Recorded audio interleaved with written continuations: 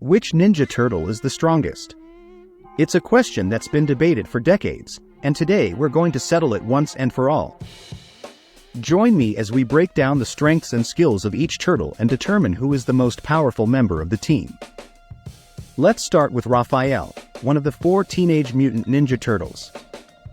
He's the strongest of the group and also the most impulsive. All 4 turtles have super strength because of their mutation, but Raphael stands out as the strongest. This is a common theme in most versions of the turtle story. Raphael is incredibly strong. He can send enemies flying with his punches, break through walls easily, and even break weapons used by characters like Leonardo and Shredder. Raphael knows he's the strongest and often solves problems with brute force, though it doesn't always work.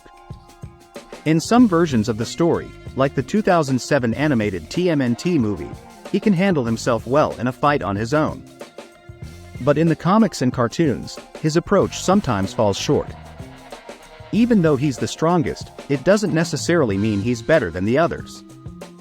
In the Rise of the Teenage Mutant Ninja Turtles animated series and film, Raphael's strength is shown clearly. His Tonfa weapons can boost his physical power with red mystical energy. He also gets new Sei that let him create clones of himself. However, in Teenage Mutant Ninja Turtles Mutant Mayhem, Raphael loses focus while fighting, but he's still a strong fighter.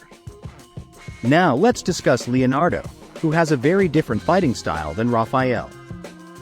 He's not as strong as Raphael, but he makes up for it in other ways. Leonardo is known for being the most disciplined turtle and is often the team leader.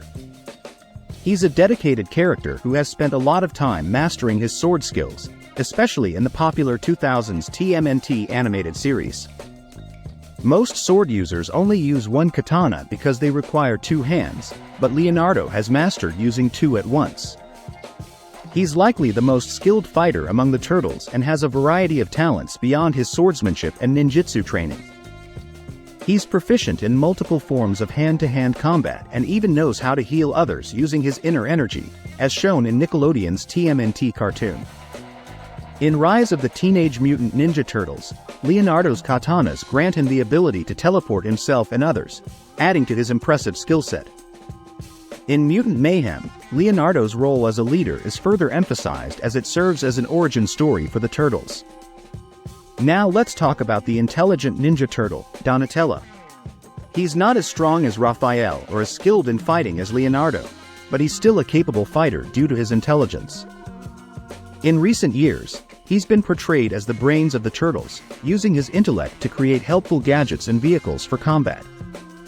While all 4 turtles have the same trainer, Donatello stands out with his mental contributions to their battles. An interesting aspect of Donatello is his choice of weapon, a bow staff, which is often used for comic relief in TMNT but also proves effective in combat. Despite being potentially less dangerous than the other turtles' weapons, Donatello has demonstrated its deadly potential in fights. In the 1980s animated series, he could pierce steel with it, showcasing its efficiency as a weapon. Donatello's technological prowess was evident in Rise of the Teenage Mutant Ninja Turtles, where he had a sidekick drone named Sheldon. He relied on high-tech weapons at first, but later acquired a mystical bow staff. In Mutant Mayhem, Donatello's physical change to wearing glasses was noted, but there weren't any specific power enhancements mentioned. Now let's talk about Michelangelo, the funniest member of the Teenage Mutant Ninja Turtles. He doesn't have Raphael's edge or Leonardo's disciplined mind. A key challenge for Michelangelo is his lack of commitment to training.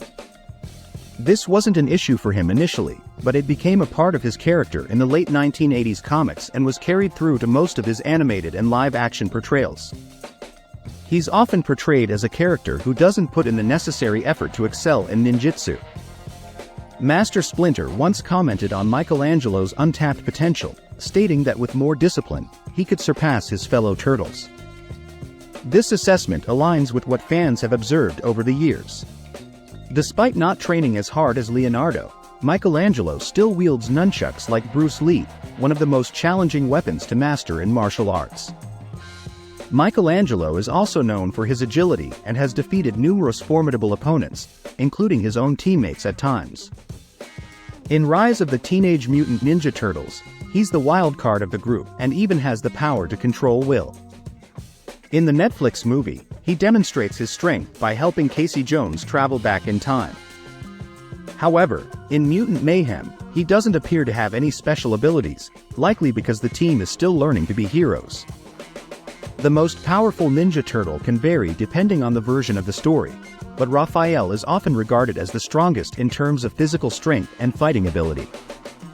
In many iterations, he's depicted as the most aggressive turtle and often clashes with Leonardo. However, in some stories, Michelangelo is shown to be the strongest, such as in the 2020 comic, Teenage Mutant Ninja Turtles: The Last Ronin, where he's the sole surviving turtle and takes on the role of the Ronin to avenge his brothers. In the 2022 Netflix movie, Rise of the Teenage Mutant Ninja Turtles, Michelangelo also showcases his strength by sending Casey Jones back to the present from a ravaged future. Ultimately, the strongest Ninja Turtle can change based on the specific storyline.